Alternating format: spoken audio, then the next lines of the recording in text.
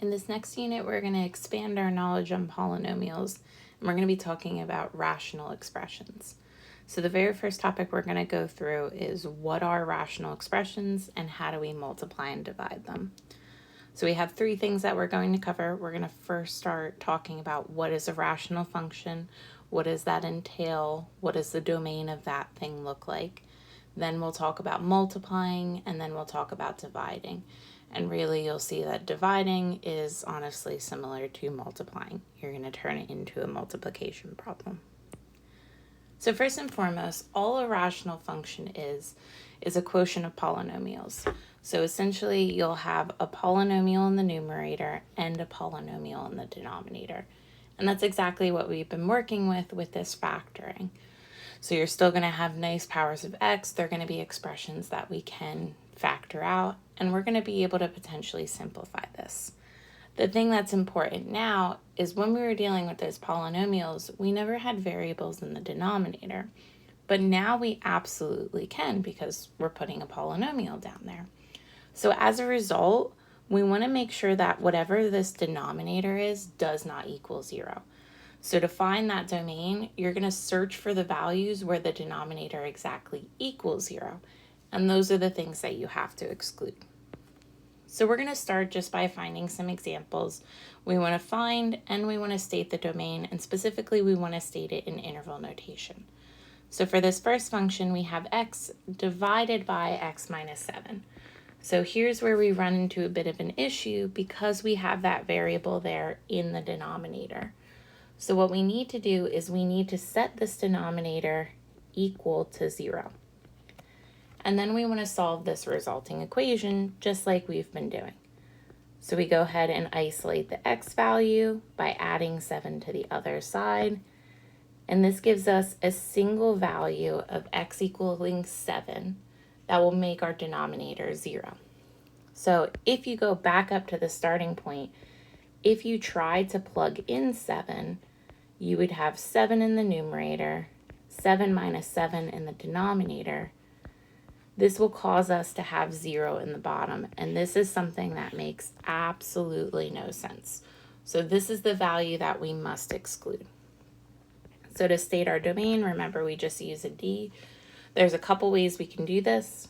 One way we can state it is that x cannot equal 7, but that's not the interval notation we want. So what I'm going to do is I'm going to draw a number line next to it. 7 is our key important number. We can't equal it, so we have a hole there, but everything else is good. So any value to the right, perfectly fine. Any value to the left, perfectly fine. So these two intervals are what form the domain. This first interval starts at negative infinity because it goes left forever. Goes up to 7, but we can't equal it, so we put those parentheses. The second interval starts at 7 and goes to positive infinity, and again, can't equal any of these values. And to say we can pick anything from this first set or the second one, remember we use that union symbol to join the two. So this is how we write that domain in interval notation, that it's every number except for 7. For a second one, we're going to do the same thing, but now we run into a bit more complicated of a problem. So we have a second degree polynomial down here. So I want to do exactly the same thing. I'm going to go ahead and set this denominator equal to 0. But to solve this, we're going to have to go through and we're going to factor. So I'm going to set up for my guess and check my first position in these two spots has to multiply to 2x squared. So I really only have one way I can do that, 2x and an x. The last position has to multiply to negative 6. So really I do have quite a few options as to what we could do. So when I think of 6, the first thing my gut tells me is 3 and 2. To make it be negative, I need a minus sign and a positive sign. So let's try a positive here and a negative here. If we do that, the outer term gives us negative 4x. The inner term gives us positive 3x, which unfortunately gives us negative x, not positive x. So instead, because we got the sign wrong, let's go ahead and change where we put the minus and where we put the positive. So that in turn makes the inner term negative x, the outer term positive 4x. Go ahead and add them together and it gives us 1x. So now that we have the correct factoring, we can go ahead and we can actually solve this equation. So we set each individual factor equal to 0. And then from there, we solve these linear equations. So for the first one, we add 3 to both sides. And what that gives us is 2x equals 3. Then we go ahead and divide by 2. And it gives us one value of x equaling 3 over 2. Which is also the same as 1.5. For the second one, a little bit simpler. We just have to subtract by 2. So we get another value of x equals negative 2. So for our domain, these two values we cannot equal, 3/2 and negative 2. To put that in interval notation, let's go ahead and create our number line. So here's negative 2 and 3/2. Got to put them in that right order. We cannot equal these points, but everything else in between is good. And then we can continue on left and right forever. So the first interval is negative infinity up to negative 2, and then negative 2 to 3/2, and then 3/2 onward to positive infinity. And again, we just join them with that union symbol. Now that we've got a little bit of a hand, what we want to do is we want to focus on how can I now simplify some of these complicated rational expressions. And so remember, if we have the same factor in the top and bottom, they really are just going to cancel because they reduce to 1. Like if you have x divided by x, just simplifies to 1. So what we want to do is we want to go ahead and try to factor all these expressions as much as we possibly can to then see what cancels. But the main important thing is when we're finding that domain, we always use the original expression. You do not wait until it's fully simplified to figure out what your problematic values of x are, because you need these values to work at any point along the way. So they have to work in that original expression. If there's a number that causes you to divide by 0, immediately that number is excluded. Does not matter if that problem cancels. So let's try quite a few problems. We want to write the rational expression in its lowest terms, and we just want to state the values that have to be excluded. So we don't need to go full through and write in interval notation. We just want to find problematic values. So what we need to do first is let's just start factoring as much as possible. So for this first one, we go ahead and factor our numerator and denominator separately. To make the first multiply to y squared, the only option we have is a y and a y. The last has to multiply to negative 14. So my gut tells me a 7 and a 2 multiply to 14. One has to be positive, one has to be negative. So let's try a negative 7 and a positive 2. If we do that, the outer term is 2y minus 7y. Indeed, that gives us the negative 5y. So that's our correct factoring.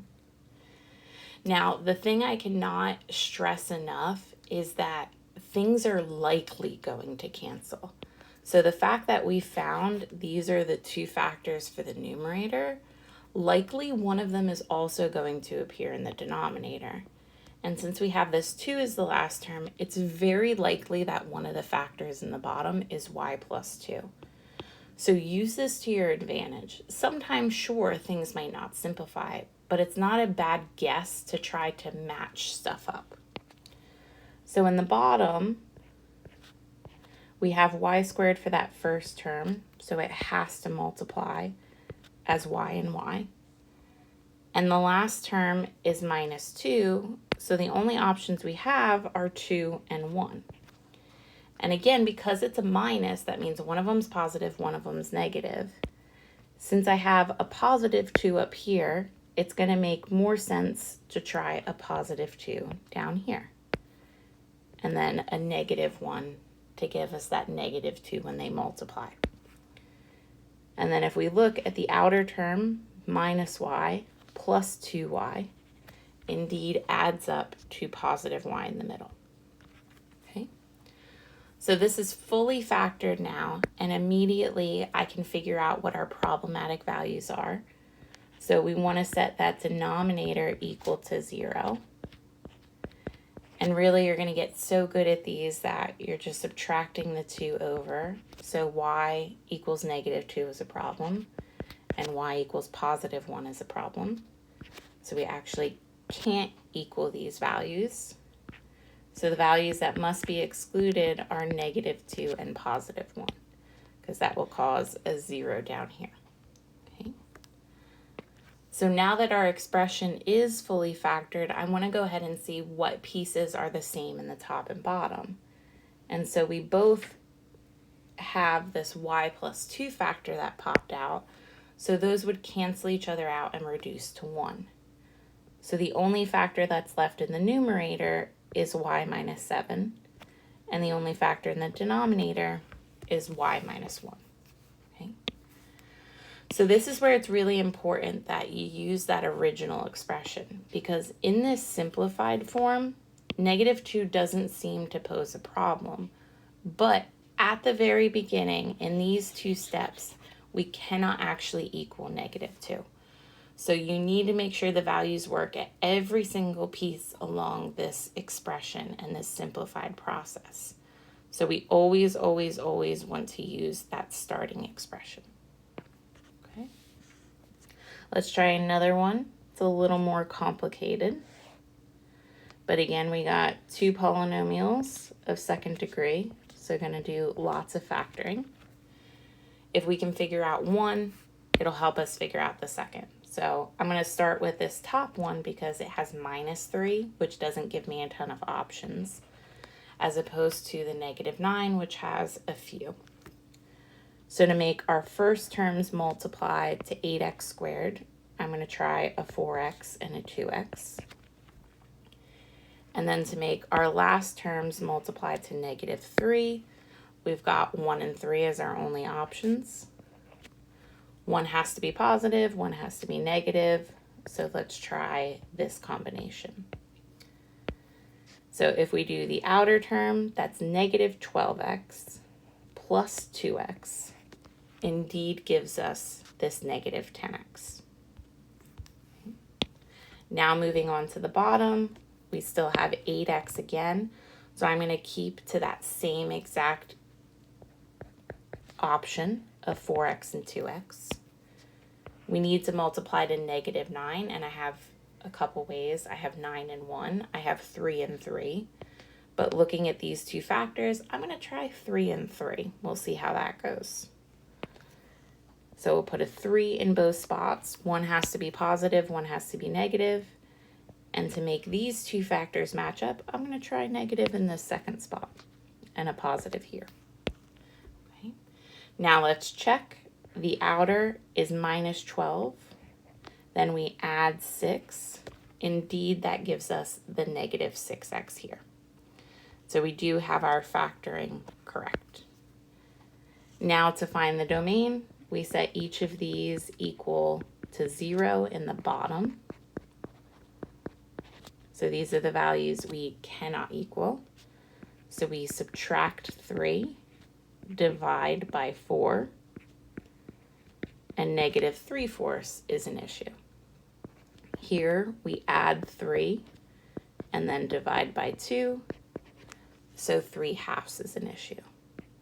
So the 2 values we cannot equal are negative 3/4 and 3/2. Now to actually simplify this, we have the 2x minus 3 in the top and the bottom. So they both cancel, leaving us with 4x plus 1 in the numerator, 4x plus 3 in the denominator. Let's try 2 more. This next one is thankfully factored for us. So immediately I'm going to start by figuring out what the problematic values are. We set each of those factors in the denominator to not equaling 0. So immediately can't plug in 0. And then subtracting the 1 over here, x can also not equal -1. So these are the 2 values we have to exclude. Okay. Now in the simplification process, if you feel comfortable doing 2 steps simultaneously, feel free. But the first thing I see is there's both this x plus 1 factor in the top and bottom. So that leaves us with x squared and an x. And remember, that's really like x to the first. So using our exponent properties, we go ahead and subtract them. And it leaves us with x to the first power, which is really just an x. Okay. So let's try one more. And now this last one's kind of interesting because if you look at the top and bottom, they are really similar to each other. m minus 3, 3 minus m. Only problem is they're opposite signs. Okay. But first and foremost, what I want to do is figure out my problem values. And in this case, we'd add the m to the other side. So the number we cannot equal is 3. When they have exactly the same expression but opposite in signs, let's try factoring out a minus sign.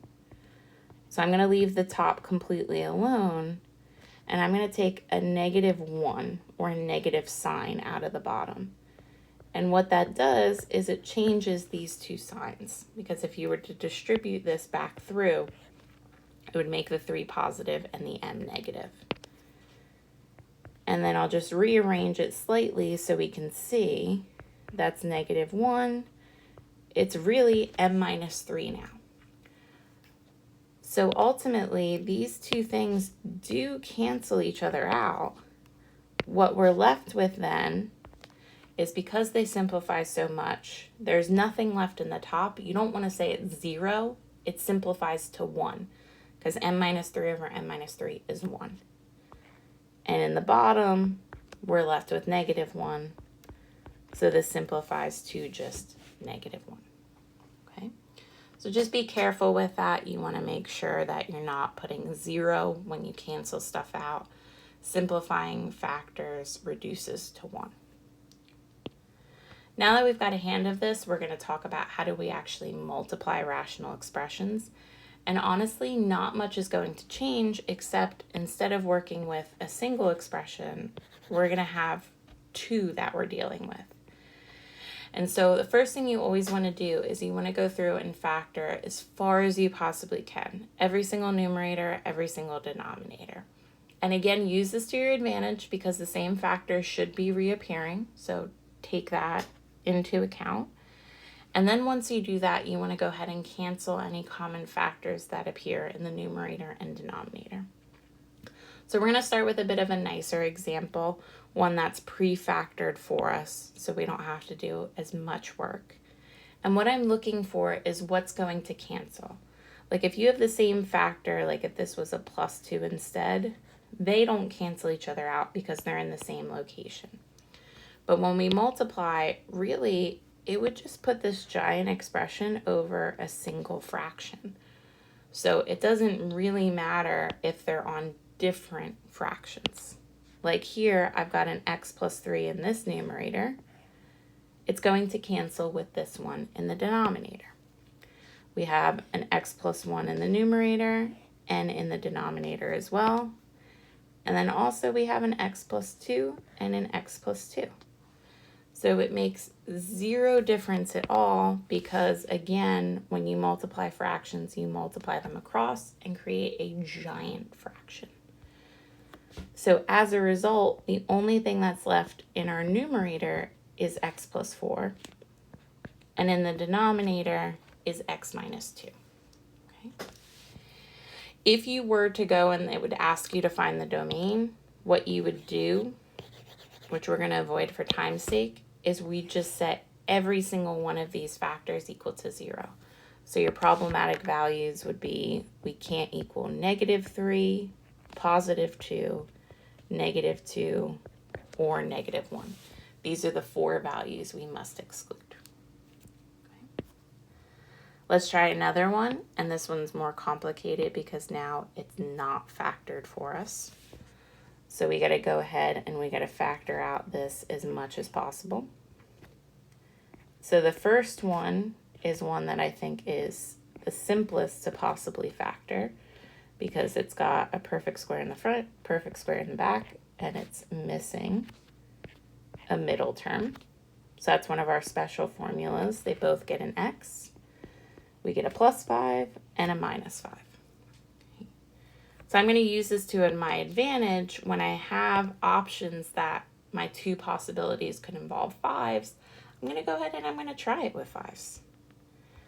So let's start by finishing out this denominator. My first terms have to multiply to x. The last terms have to multiply to -20.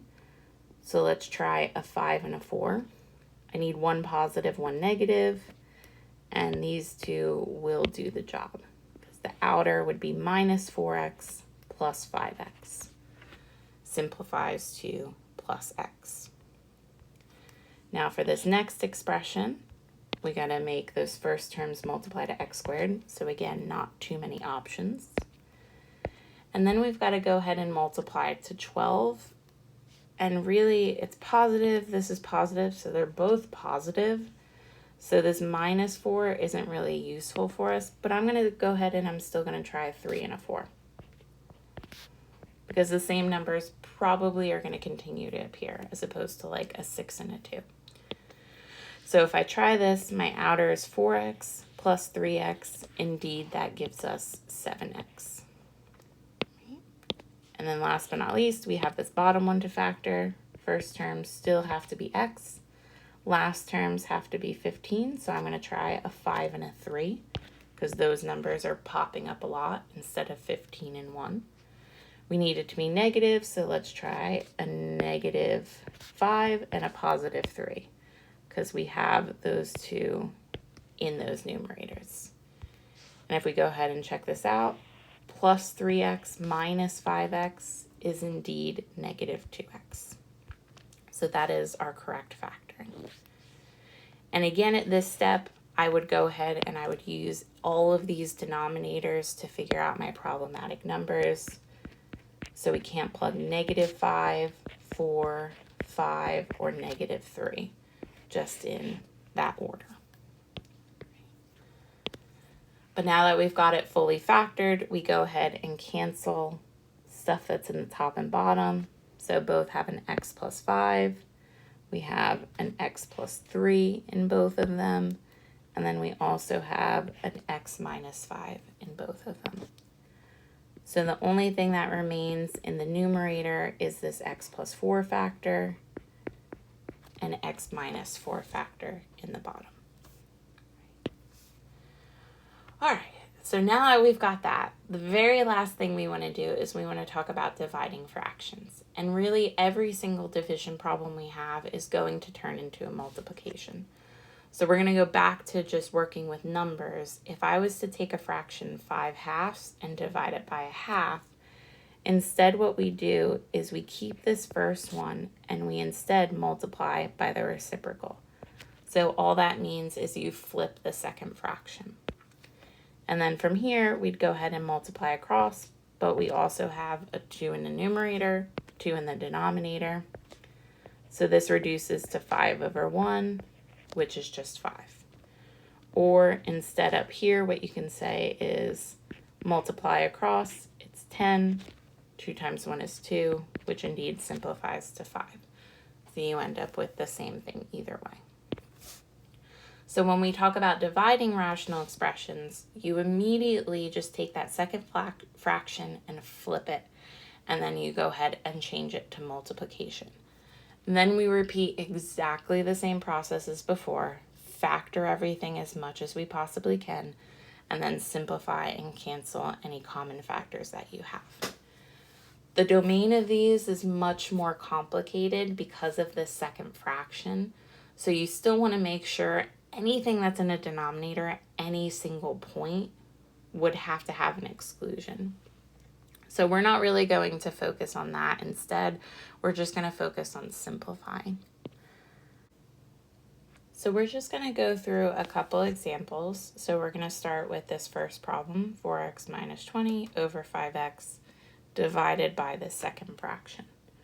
So again, immediately, very first thing I want to do before I try to simplify anything, we leave this first fraction alone, we change to multiplication, and we flip this second fraction. Okay. Now each of these, I want to go ahead and factor as far as possible. So from this first piece, they both have a 4 in common, so we'll go ahead and factor that out. And if we do, that leaves us with x minus 5. And in the denominator, we still have 5 times x. The second fraction can't do a single thing with the numerator, but in the denominator, they both have a 2 in common. So we can go ahead and factor that out, and it leaves us with x minus 5 again. Okay. And again, if you feel comfortable simplifying everything in one stop, feel free. I'm going to go ahead and take this in a couple parts just so it's a little bit clearer. But clearly these x minus 5s cancel now because they're in the top and the bottom. And if you're cool with just simplifying the x squared over x plus all of these numbers, feel free. But I'm going to go ahead and condense this now to a single fraction before I do so. And I'm not going to multiply anything out. I'm just going to leave it in this form. So we have 4, 7, and x cubed left in the top. And we have a 5, a 2, and an x left in the bottom. So remember, 5x is just multiplication. So now from here, I want to go ahead and cancel. So if I deal with these variables, remember you would subtract those exponents. Or the other thing you can think of is one of these x cancels, so you're left with 2 in the numerator. The 5 and the 7 can't do anything with, but 4 divided by 2 does simplify and leave us with just a 2 in the numerator. So we're left with 2 times 7 times x squared in the top and just a 5 in the bottom, which is 14x squared over 5 for our simplified expression. So let's try one more, and we're going to make it super complicated. We've got a ton of factoring that we potentially have to do. So again, before I jump into anything, I want to keep this first one alone and change this division problem. So we want to change the division to multiplication, and we go ahead and flip this second fraction.